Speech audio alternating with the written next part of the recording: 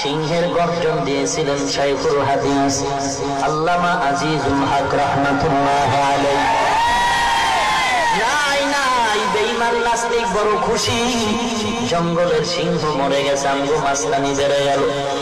এ জমিনে সিংহের গর্জন দিতেন মুফতি ফজলুল হক আমিনী রাহমাতুল্লাহ আলাইহি।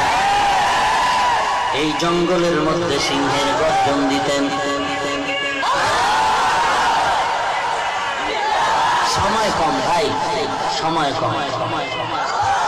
এই জঙ্গলের মধ্যে সিংহের গর্জন দিতেন। বাঘের বাচ্চা বাঘ, কাফনের কাপড় মাথায় পরিহিত গোলাম, চরমনায় জমিনে ঘুমন্ত সৈয়দ ফজলুল করিম রাহমাতুল্লাহ আলাইহি, তিনিও বিদায় হয়ে গেলেন।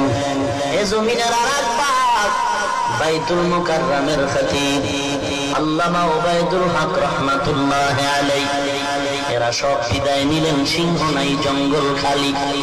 এখন বুঝি কোরআনের বিরুদ্ধে কথা বলে পার পাবো, এখন বুঝি নবীর গালি দিলে মজা পাওয়া যাবে, এখন বুঝি ওয়াজের উপর 144 ধারা জারি করা যাবে। না, নবীর গালি দিয়া পার পাওয়ার উপায় নাই।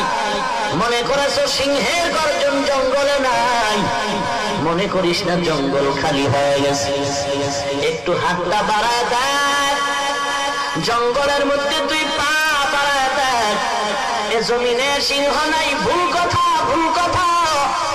যদিও বড় বড় সিংহের গর্জন চলে গেছে, তারপরেও জঙ্গল নিরাপদ মনে করবা না, কারণ আল্লাহর কসম এই সিংহের গর্জন যদিও কমে গেছে, তবে তার হাতে বানানো পোশাক সিংহের